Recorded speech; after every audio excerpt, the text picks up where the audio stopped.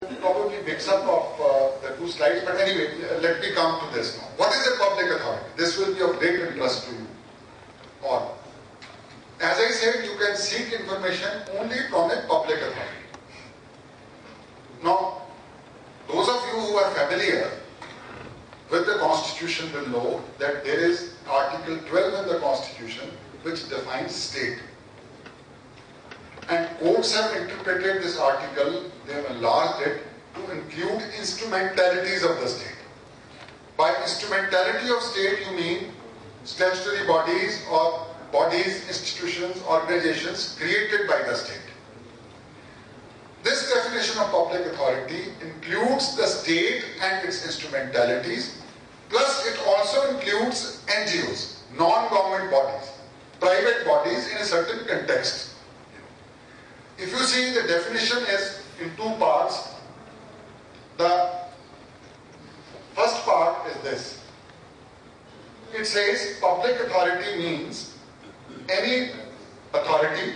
Authority obviously means like district magistrate, SSP, even municipal corporation is an authority, or a district education officer is an authority. You know, anyone who wields state power, a part of the state power is an authority. Or body. Body here doesn't mean individual, it means an institution.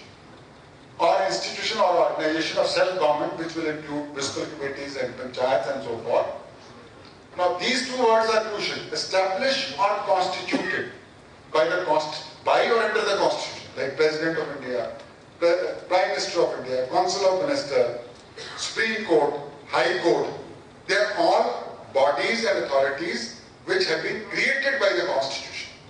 And by the way, when I said the Indian law is very comprehensive, one reason is that it includes all the three wings of government. It includes executive, it includes legislature, and it covers the judiciary also. Many laws of the world have excluded judiciary, like UK law does not include judicial processes. In some countries, even legislatures have been excluded, and the focus is only on executive. Secondly, created or established by any other law made by Parliament. You know, examples of this could be, for example, Competition Commission of India. To give an example from the business area.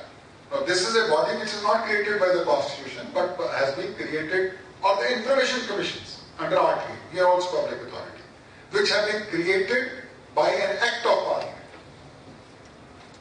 Third is by any other law made by state legislature. Example could be, for example, the state universities. Punjab Agriculture University, created by the state statute. They passed a law and created the university, so this will be. Now, this is further very critical.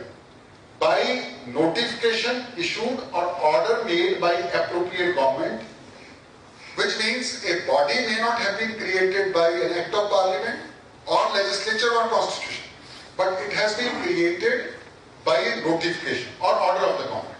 Most of the offices, field offices for example, you know, would fall in this category of the government, where the government in exercise of powers vested in it by a law create a institution. Take for example a police station. You know, tomorrow the population increases in a particular part, so a new police station is to be created. No new law is passed. Under the existing Police Act, government issues a notification establishing that this area will be known as such and such police station and appoints the SHO. So, in other words, this part of the definition covers essentially the government institutions or state institutions or institutions created by an act of notification or order of the government. For the industry, the second part of the definition is very important. Body owned, controlled, or substantially financed. Non-government organizations substantially financed directly or indirectly by funds provided by the appropriate government. Now, the Act does not define what is the meaning of substantial. You know, whether it is 10% of your income or your equity, or it is 40% or it is 51%.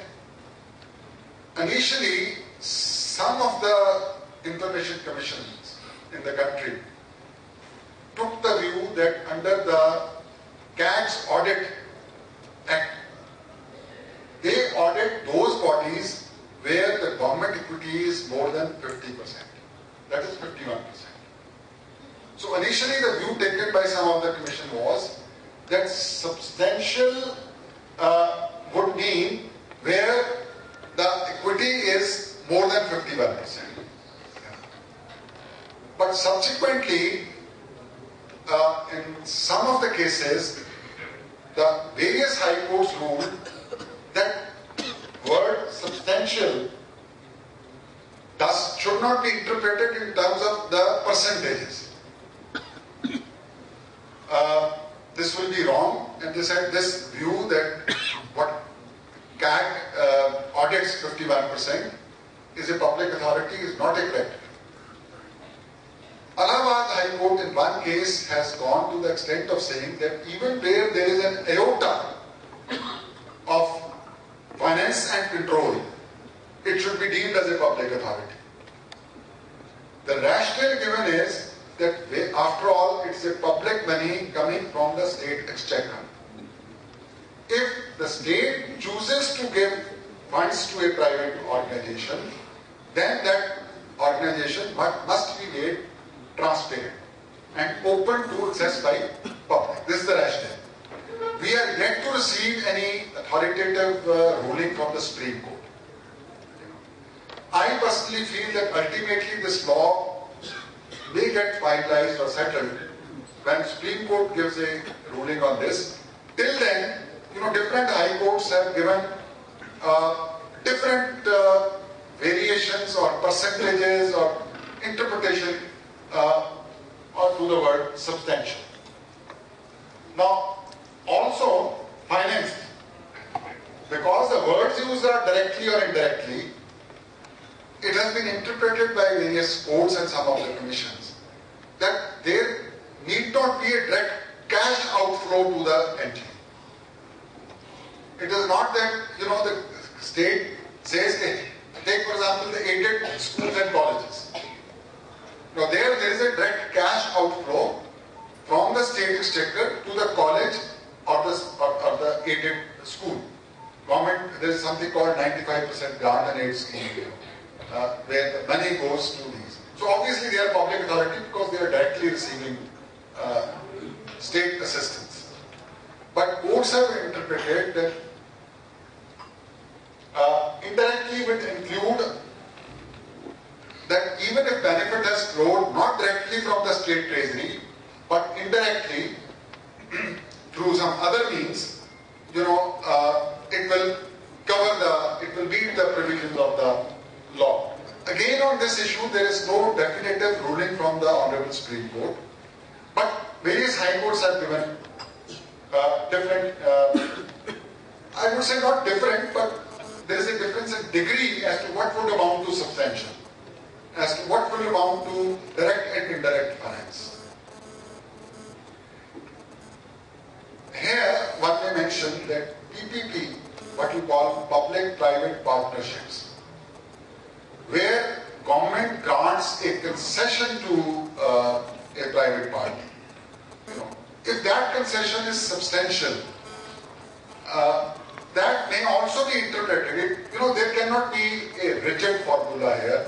It will depend on the facts and circumstances of each case. That will have to be decided by the concerned commission or the court as it may be.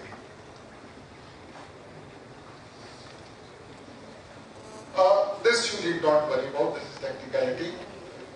This is very critical. When I explain to you the meaning of information, the right to information includes, of course it has to exist in material form. That is the basic underlying thing. You can inspect works. If a road is being constructed, you can ask the concerned municipal corporation or PWD, or if a canal is being constructed, by the concerned PIO, Public Information Officer. move an application for inspection of works, of documents and records, which means rather than asking, give me copy of such and such record or voting portion or floppy, you can say, I want to inspect such and such file, such and such work, such and such document. And under our rules, Punjab rules, as I said, rules vary from state to state. For first 15 minutes, nothing is charged. If you go beyond that, then there is a small nominal levy. For documents, in Punjab, the fee is 2 rupees per page. In addition to 10 rupees initial fee, which must accompany each application, for the number of documents which you are seeking, you have to pay 2 rupees per page. But for inspection initial minutes, there is no. You can take notes, you can take extracts, or you can take certified copies of the documents or record. But when you take certified copies of the document, then you have to pay the fee prescribed. Now, one aspect of this Right to Information Act, and I have always told this to activists also, which has remained dormant more or less throughout the country, which is a bombshell if you want to end corruption, is this: take certified samples of material. Every citizen has a right to ask for samples of any material, may it be food, may it be, let's say, cement being used in construction of a building, or electrical material, anything. You can take samples and get it tested from wherever you like. Unfortunately, this has not been used. If this is used, the quality of public works can tremendously improve overnight. The RTA access also find a easier way out in writing the application seeking documents, because here there is a great danger you will come in direct conflict with those who are executing the work. So the need for greater protection to the activists or whosoever is seeking. And in the country there have been instances, unfortunately, of assaults on the activists. Allegedly few murders have also happened. And to give you again a few illustrations of exposing some of the most talked about happenings in the country, they were triggered off by RTA applications. Commonwealth Games issue, 2G, Adarsh, Bombay, Even if you recall, the Honorable former President had to give up her choice of residence post-retirement in Pune, because in that RTA, a lot of criticism came that defense land is being converted.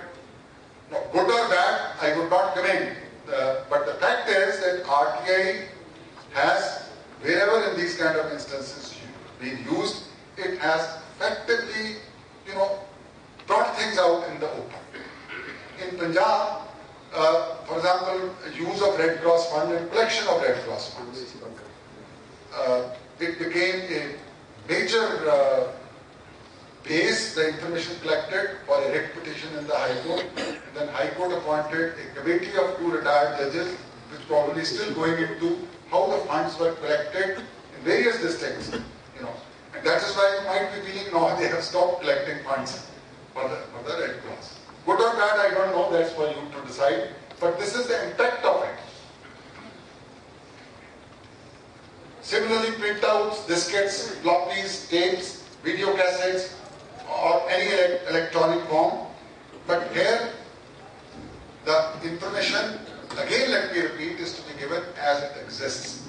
You can give the option of the form in which it should be given, whether it should be paper form, in a diskette or a cassette, but you can't ask to create information. It must exist. Let me again give you an illustration of this.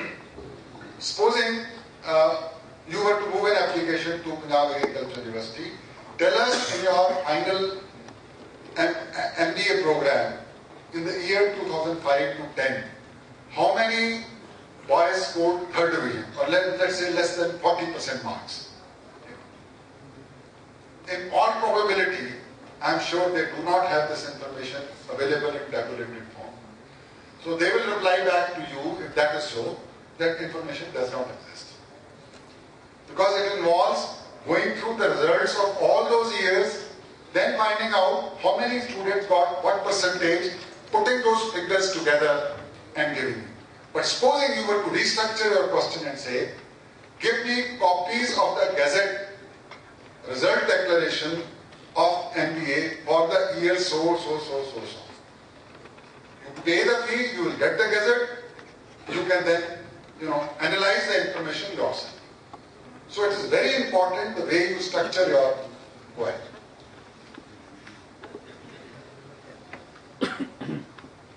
This I have already explained to you. Every public authority has to appoint a public information officer. He is the nodal point to whom you will apply for information. This is another beauty of the Act, because in public authorities, particularly government organizations, people come and go, people don't remain at that post.